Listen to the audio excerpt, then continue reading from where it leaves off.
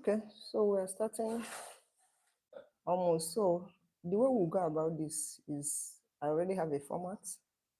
So I'll be answering the questions, but if you have any question, just drop it. So I'll answer as we go along, but I'll go ahead with my own format. So you are all welcome to this live. Thanks for joining. This is a health education section. It's not a scientific section. It's not also a consultation. So I'm just here to provide factual health information in your own words, in layman's words, so that you're able to understand. And this as part of the celebration for the Breast Cancer Awareness Month. We understand that October is called Pink October because of that reason, because it's an opportunity for us to create awareness about breast cancer, and that's what I'm here to do. My name is Dr. Zika Zoka. I'm an obstetrician and gynecologist. I'm also a public health scientist and medical communicator. And I'm a member of the whofides network. That's a network of healthcare providers supported by the World Health Organization to spread credible and factual health information. So that's what I'm here to deliver. I'm also the team lead of the ACE Medical Consulting and Communication Services in Abuja, Nigeria. So today we'll be talking about breast cancer. Like I mentioned before, this is not a scientific session. So we're going to discuss this in your own language, in the way you understand. And if you are affected in any way, maybe you have a family member or you are personally affected, or even if you're not affected, all women are at risk, and sometimes even men are at risk. So this is a very important information that you should get to know, and so that when you are equipped with the right information, you'll be able to take the proper action. So like I mentioned before, if you have any questions, just drop it on the chat. But I already have some questions here that I'll have to go through. So as I see your own questions, I'll answer as we go along. So the theme for this year's celebration is every story is unique, every journey matters. And what it means is that we have so many people who currently are battling breast cancer, but there's no story of a particular person that is duplicated in a second person, no. So each person is facing their own challenge in their own way, and that's what we intend to focus on this year, to understand their personal challenges and profile help and support as they go on in their journey. Now let's look at some statistics about breast cancer. It's the most common cancer among women worldwide. You know, we have so many cancers in women: cervical cancer, ovarian cancer, cancer of the womb. But breast cancer is the most common cancer among women. And in 2022 alone, it caused an estimated 670,000 deaths globally. 670,000 deaths globally. And also in 2022, approximately 2.3 women were diagnosed with breast cancer. So that means that every single minute, 4 women are diagnosed with breast cancer. Every single minute. So that's a huge number, and it's something that should get us worried anyway, and that's why we're here to provide information. It will be good for us to know that about half of breast cancers in women are not due to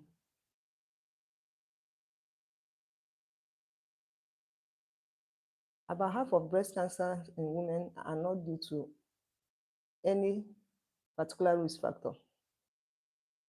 You understand?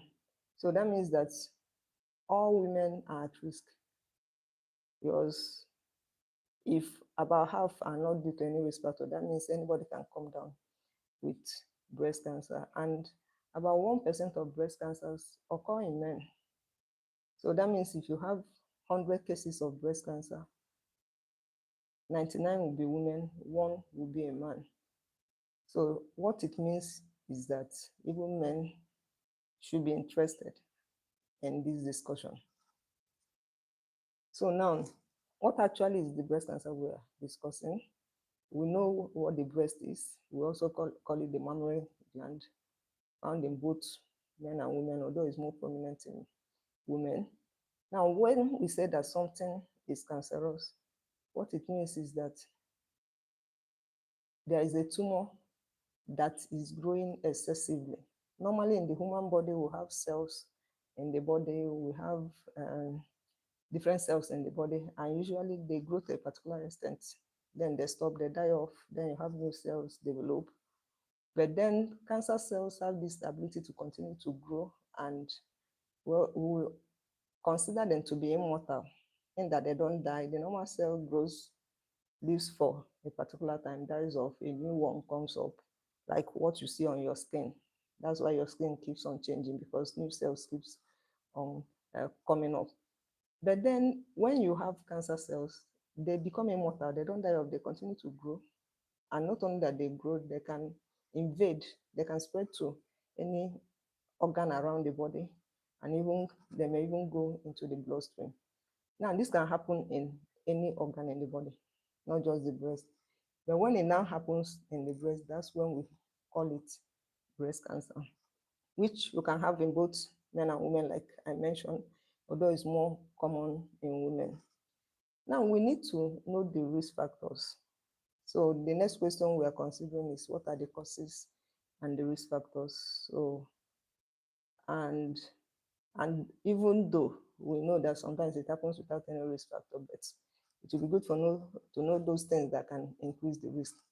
One is if you have a family history, if you have someone in your family with breast cancer, that increases the risk, especially if they're your first degree relatives, like your parents, your siblings, it increases the risk. Then increasing age, like from age 40 and above. So the older a woman gets, the older a man gets, the more likely that breast cancer may happen. Then obesity. We know what obesity is. When your weight, when your body mass index is more than 30 kilograms per meter squared. Now, what happens in obesity is that the fat tissue produces hormones, and one of the hormones it produces is estrogen. And estrogen is one hormone that makes the breast tissues to grow. So when it's there in excess, it can increase the risk of breast cancer. Also, alcohol consumption. The more alcohol you take, the more likely that you may come down with breast cancer. I'm not trying to say that all these factors, once you have them, you must. But what I'm trying to say is that they increase the risk. One thing that alcohol does, it makes the tissues in the body to produce more estrogen, and that increases the risk of breast cancer. Then, if for any reason you're exposed to radiation, maybe radiation like X-rays, or even there are some metals that emit some waves that are dangerous to the body. I'm not saying that once you do a single X-ray or it increases your risk of cancer, but if for any reason, maybe those that work within that place, if they're not well shielded and you are overexposed to some of these things, it can increase the risk. Then if you have maybe few children, or you don't have at all as a woman, that also increases the risk of breast cancer, because what it means is that the period during which your breast is subjected to estrogen is higher than that of a woman who maybe had up to maybe 4 or 5 children. Then if also the first child came late, that is also a risk factor. Additionally, if you started seeing your menses very early, maybe before 12 years, and then it ended very late, maybe around 52, above 52 years. So when that interval between the time it started and the time it ended is high, is wide, or is long, very long, that also increases the risk. Then if you are in menopause and you use some drugs we call hormone replacement therapy, those drugs contain estrogen and progesterone, especially the ones that contain estrogen. Like I mentioned, estrogen makes the tissues of the breast to grow faster than normal. So if you take some of these drugs without proper precaution, there it may increase the risk of breast cancer at all. And if you didn't breastfeed at all, or maybe you breastfed for a short period, that also increases the risk. Like I mentioned, it doesn't mean that once you have this risk that you must come down with breast cancer. No. But we are not just saying that when you have this risk, then the likelihood becomes higher than expected. Now, does family history play a big role? Is there any relationship between family history? I've already mentioned that there is. So if for any reason you have someone, maybe your sister or your mother, then that increases your risk, but that doesn't necessarily mean that you must come down with it. Now, there are some patterns that when you see in your family, you know that it's possible that maybe in your family you have that gene of having breast cancer. When we talk about genes, we are talking about the building blocks of the tissues in your body. Now, in some families, they have some abnormalities in some of their genes. We call them mutations.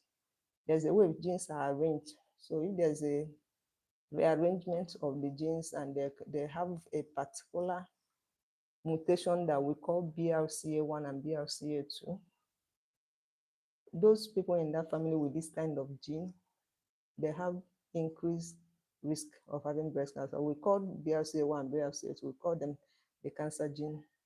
But there are some patterns that when you see in the family, you start suspecting that possibly they have this rearrangement of the genes. Remember I said that the rearrangement is called mutation. If you have a family where there are many people with breast cancer, or maybe you have one person with both breast and ovarian cancer, that makes it very suspicious that maybe there is a problem with the gene. If you have a family where people develop breast cancer very early, before the age of 50, that's also a risk. Or where someone has breast cancer in both breasts, that also is suspicious. That means that possibly that family, there is an abnormality in their gene. Maybe they have the cancer gene.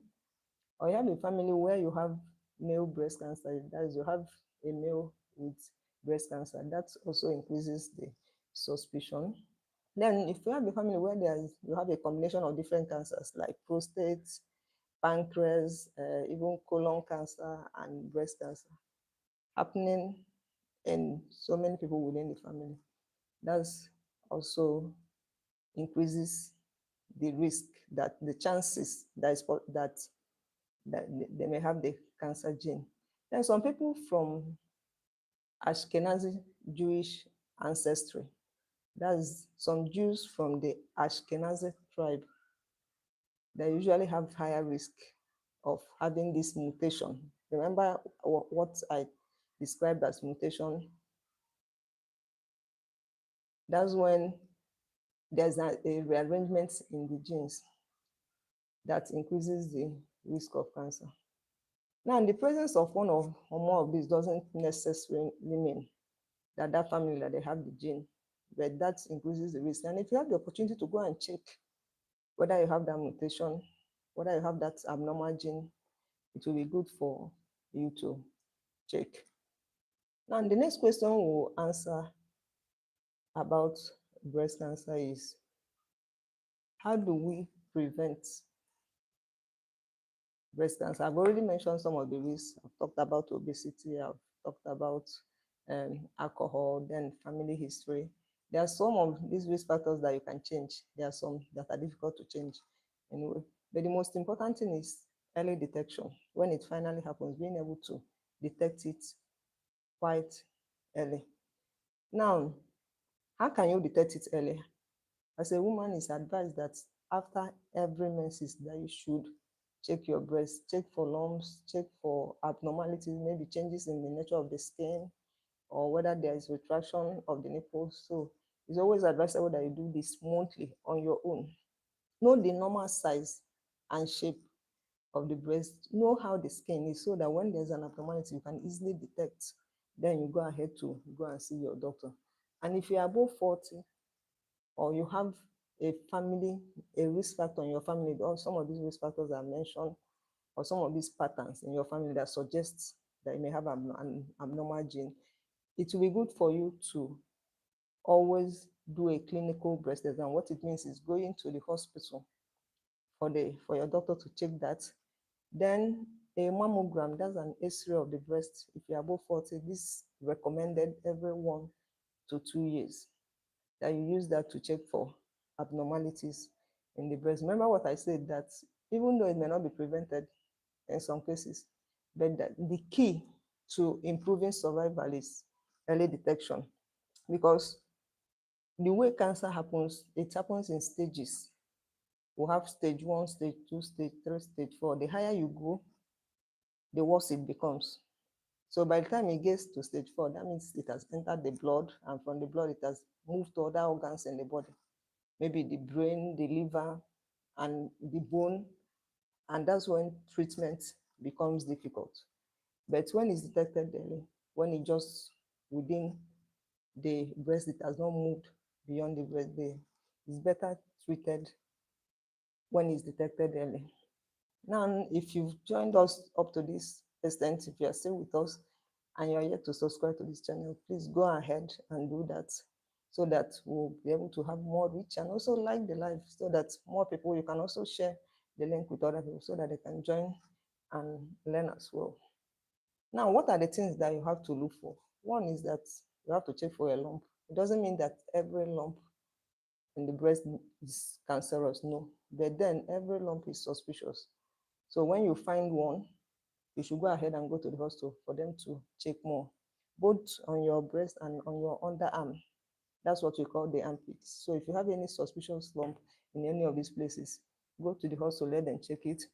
If you have changes in the size, the shape, or the nature of the skin, like if the skin starts pulling in, or if the skin starts having dimples, we call it peau d'orange. It looks like orange, the cover of orange. If you notice that on the skin of your breast, then it's also suspicious. That means possibly there's a tumor inside that's pulling the skin. That's why it develops those changes. Then if you have discharge that is not breast milk, maybe blood, or maybe watered, yellowish water, or things of that nature, that is not breast milk, it's also suspicious. Or when the nipple goes in, instead of being out, it retracts within, that's also suspicious. If you have pain or redness, that is change in the color of the skin, instead of the normal color, it's now red. But if you have pain around it, this is also suspicious. We are not saying that this is cancer. No. What I'm trying to say is that this increases the suspicion. So you shouldn't just ignore it. You should go to a hospital. So is there any way it can be prevented? Breast cancer can be prevented. Now, some aspects of it cannot. If you have the abnormal gene, the cancer gene in your family, then that's the way you are born. You can't change the gene. So the chances are that it may happen or it may not happen. But there are some aspects that you can control, like avoiding alcohol, or if you can't avoid it completely, reducing the quantity you take. Then managing your weight. I've already mentioned that obesity, that's when you have body mass index more than 30 kilograms per meter square, that it increases the risk.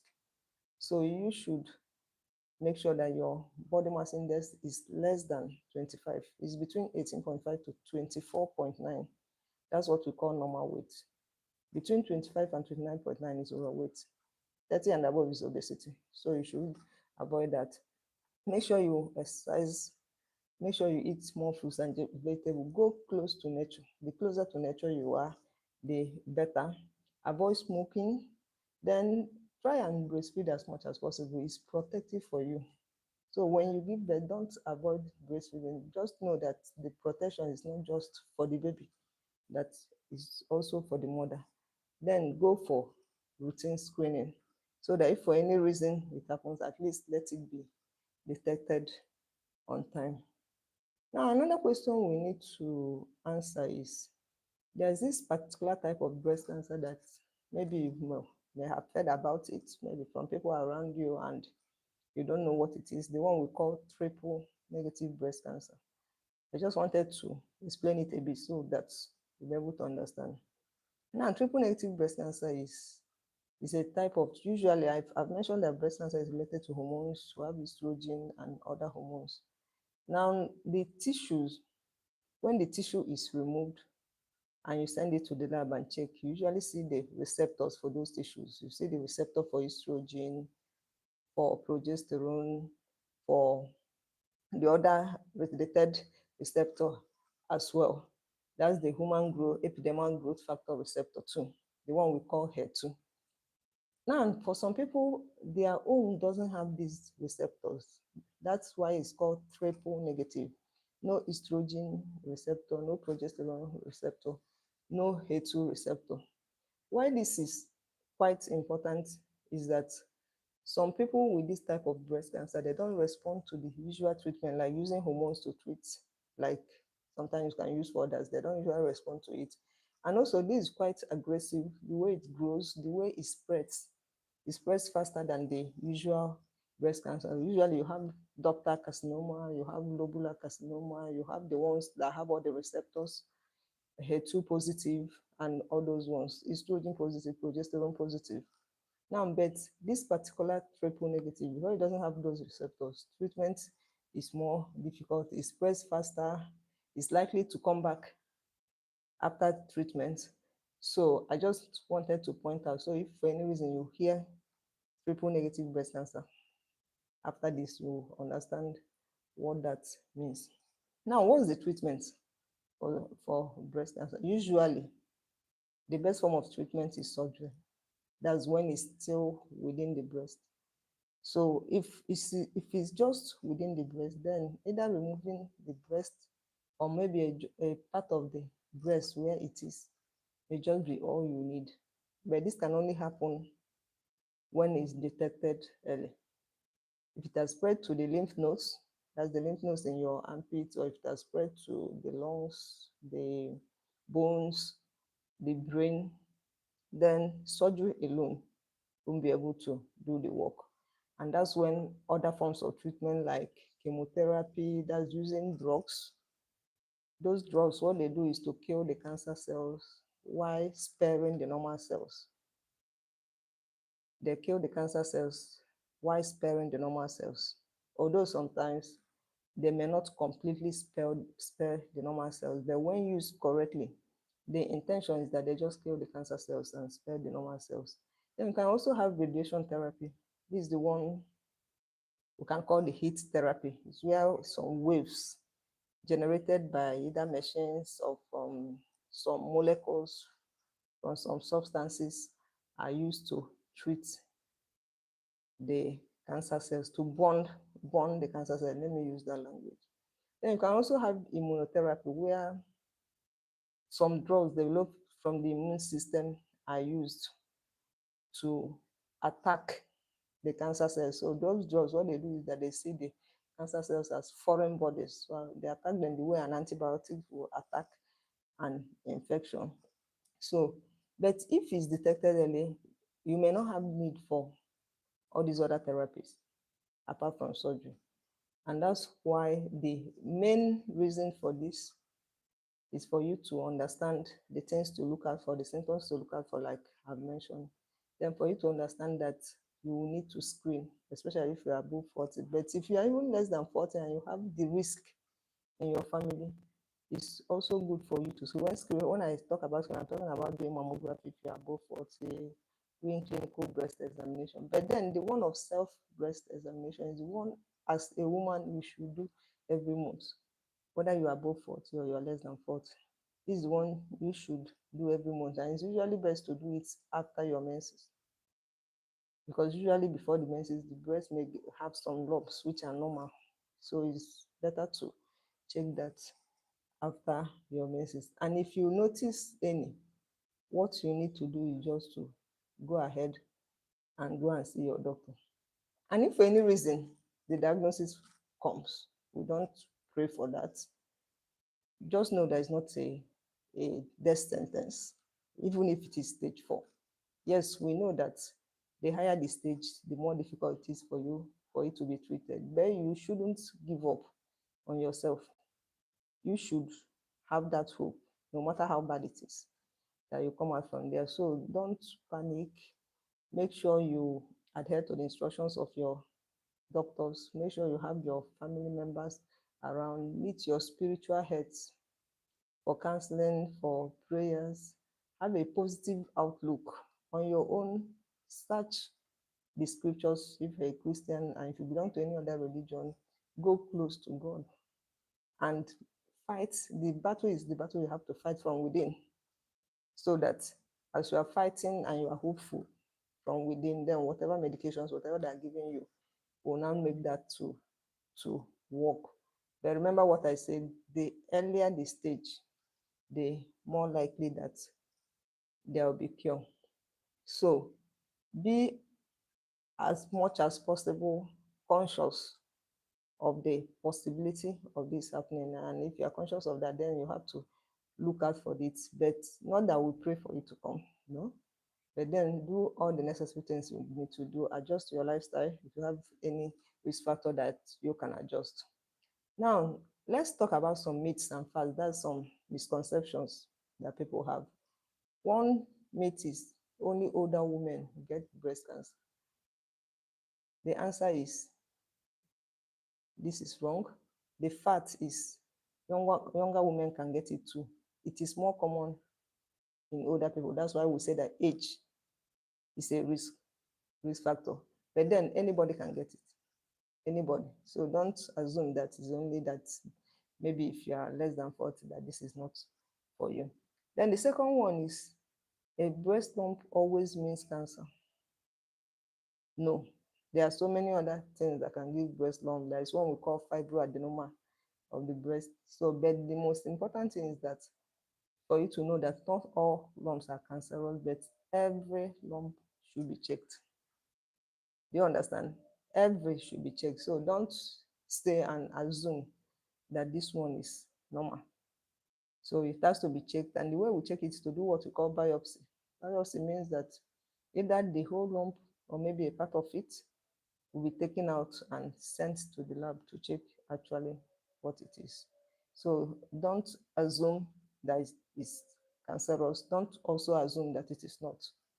So you have to check at the hospital. Then another one is that men can get breast cancer. I mentioned it when we were starting, that for every 100 persons with breast cancer, one is a man. For every 100 persons. So this, what it means that this discussion is not for women alone, that even men are at risk. So now that you've known the myth, and now we'll be able to give you the facts, and we'll be able to give you all the information you need about prevention of breast cancer, you should go ahead and implement what you've learned.